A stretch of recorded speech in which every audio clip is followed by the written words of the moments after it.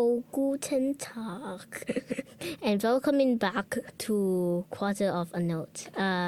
So if you were wondering about the German accent and shit like that, today we're doing Quarter of a Note again after I think 2 months. I'll check the YouTube time and see how long has been since we've been doing videos. Also, go subscribe to my Star Wars channel if you will. There are some old contents on that are in Thai, but you can turn on the captions. Probably, I'll check on those.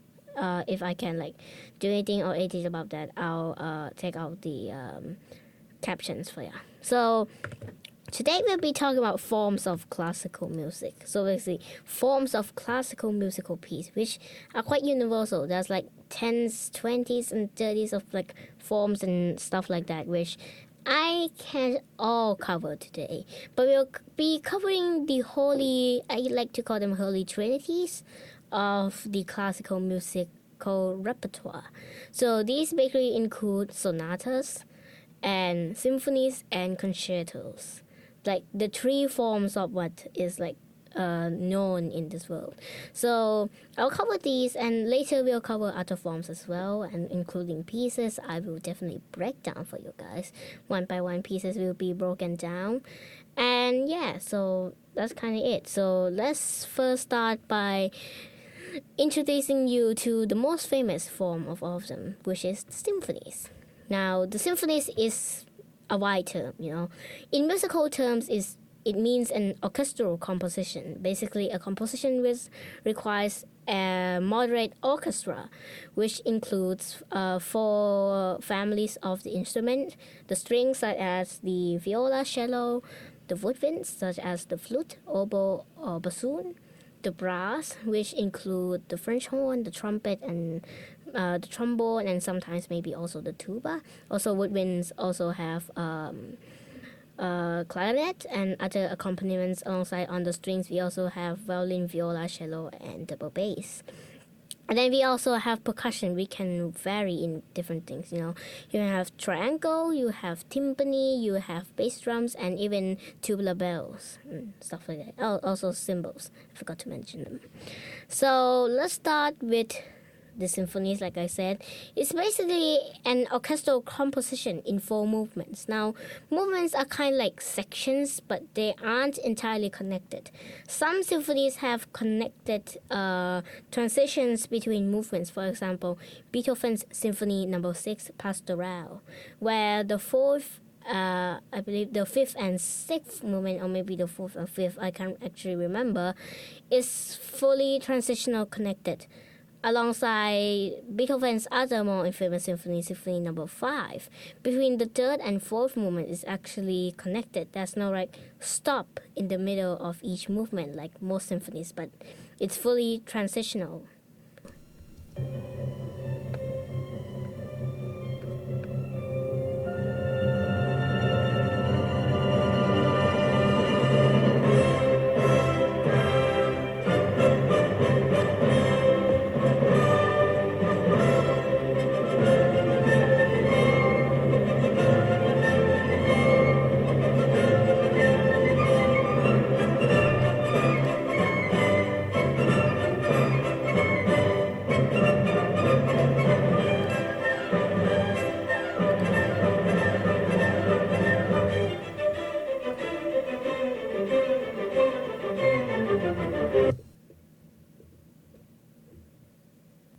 So kind of like that, So it's almost all connected entirely.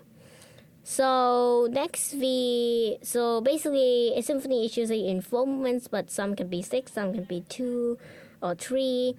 The symphonies are divided into 2 types of symphonies, actually 3. A symphony classic, a symphony romantic, and a choral symphony. A symphony classic is a shorter version and a more simplified version of the romantic symphony. Instead of a long coda at the end of the first movement, there's usually just a short coda to wrap up the first movement and other movements as well. It's usually fast, slow, and fast. That's a symphony classic. If you want an easy example of a classical symphony. For example, Haydn's 94th Symphony, or 91st Symphony, or 89th Symphony. Or Mozart's Symphony number 41 or Symphony number 40 are also good examples, which are all very, very beautiful in their way. You can go check out and listen to them. Now, plenty of good recordings, maybe some by HR Symphony Orchestra, Frankfurt Radio Symphony Orchestra, Cologne, WDR Classic, and others. So those are like the classical symphonies, a more short and simplified version. Now for the romantic symphonies, are much longer. It usually consists of 4 movements. Now the first ever romantic symphony you can actually see is Beethoven's Third Symphony, which is the first ever romantic symphony, Eroica, where instead of just a short rapping coda, Beethoven introduces a more longer term sonata form, which I will explain why I just said sonata form. That's like the romantic symphony. There's 4 movements and it's usually in 1.5 hours, which is why most composers can actually write that much romantic symphonies. If we compare how many romantic symphonies per composer to how many classical symphonies per composer. For example, Haydn wrote over 100 symphonies, classic by the way. Beethoven only wrote 9 symphonies, which are romantic symphonies, which is much longer. One movement is usually basically 1 classic symphony.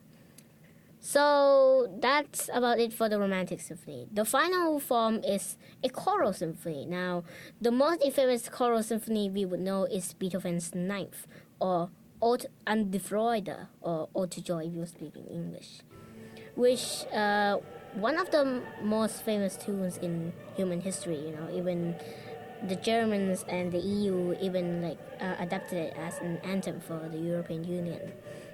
So basically, that's a term of a choral symphony. A symphony which uses a choral instead of only pure instrumental, which Richard Wagner, a German composer as well, which he's sort of a fanboy of Beethoven, he stated that Beethoven went to the highest point of a humankind. And to go beyond that point of humankind, he had to use voices. Had to use choral, which is kind of true though, because after that there was a sort of struggle between the composers who preferred instrumental symphonies against those who believed symphonies were dead and preferred choral pieces, tone poems and operas and stuff like that. So that's the symphony, one of the most infamous pieces of all time. Other than the symphonies I recommended to listen, I recommend Brahms Symphony number 1 and Shostakovich Symphony number 7, Leningrad. Both of these will lay the foundation for you to start listening to other symphonies. But if you want to start simple, start with composers like Beethoven, Mozart, Haydn, and Schubert. All their symphonies are quite easy to understand in our era.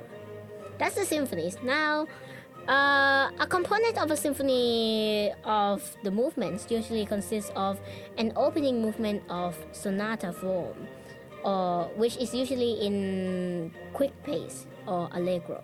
Sonata forms mean kind of like an ABA form, ABBA form, ABAA form, something like that. So basically you have the exposition, which is the first theme, and then it's developed and recapped in the end. We'll be diving deep in sonata later. So that's the first movement. The second movement is usually slow, andante, and it's usually more sorrow and calming. For those of you who listen to classical music for calming, the second movement is usually your best choice. The third movement usually consists of a scherzo or a minuet. Scherzos mean lively, bouncy dances, or can just mean fast pace, usually also with a trio part of it, and usually wraps up into the scherzo once again. For example, Dvorak's 9th Symphony in the third movement, which is also a scherzo. And finally, an allegro, or rondo, or a sonata form in the end also, which we can see an expression of the forms in Beethoven's Fifth Symphony in his final movement, where he raps the theme multiple times. The fourth movement is usually in triumph, in like you've just become victorious. There are some exceptions. For example, Tchaikovsky's Pathetique Symphony, which is quite sorrow in the final movement. So that's for the symphonies. Now let's talk about the next more infamous. It's actually not more infamous. It's actually the second most infamous form in classical music, which is a concerto. A concerto is kind of like a symphony, but it's a battle between an orchestra and a solo instrument. It can actually be any instrument from these families. It can be strings, it can be woodwinds, and it can be brass. To exempt you some concertos, let's start in an easy example to understand. Beethoven's Fifth Piano Concerto, which is a concerto for the piano.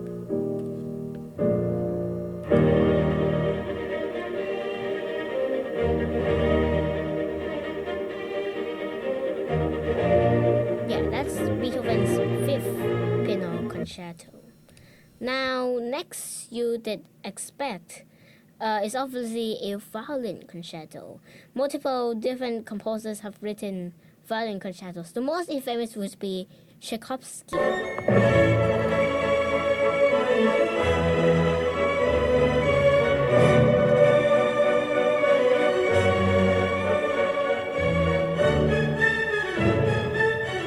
That's Tchaikovsky's violin concerto. Now, concerto can vary in different instruments. Mozart had written bassoon concerto. Vivaldi wrote multiple bassoon concertos as well. Bach wrote a double concerto for two violins. Vivaldi's Four Seasons are also concluded as a concerto. Mozart also wrote multiple flutes, oboes, and clarinet concertos, which in German we call concert. So basically, it's a duet between the orchestra and the solo piece, and it's usually in an answer and question form, where basically the solo instrument might begin, or the orchestra can also just begin the piece, and then the other side will reply in a counterpoint, and then the other side will also reply in a counterpoint. So that's basically a concerto simplified for you. Maybe an easy example to exempt the counterpoint would be Mozart's Piano Concerto number 21.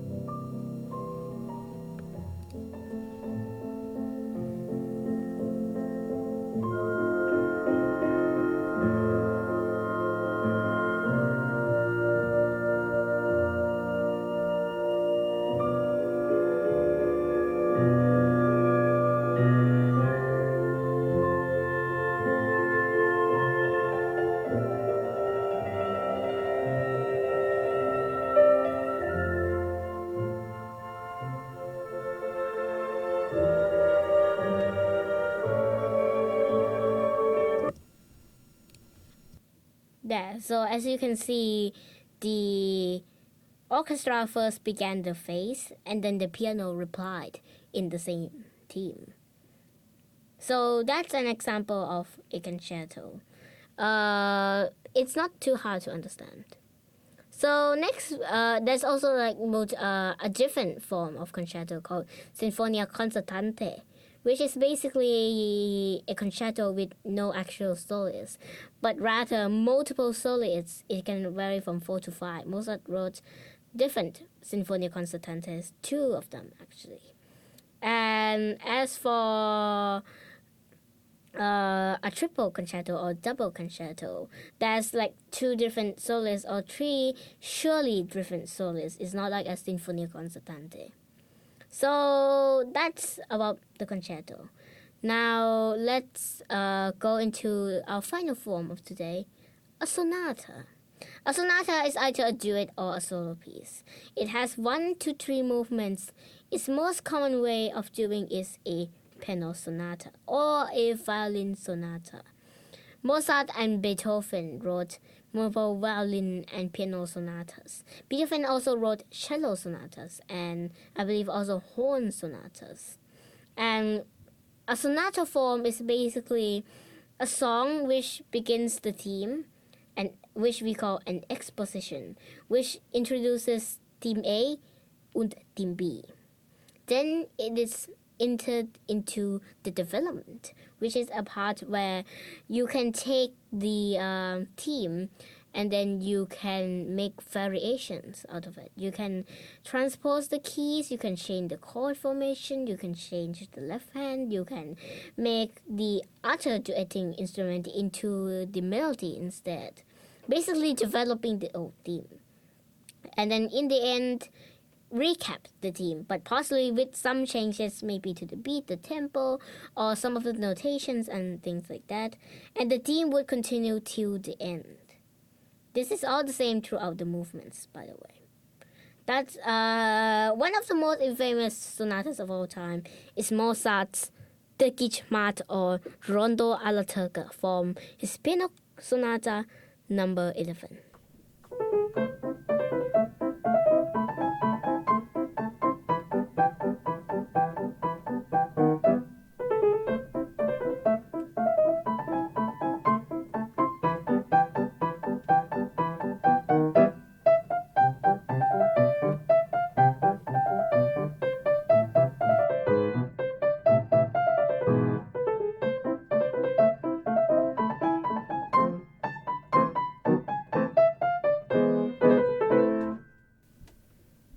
There we go. So that's the all 3 of the holy forms of classical music. You can go listen to all these infamous pieces.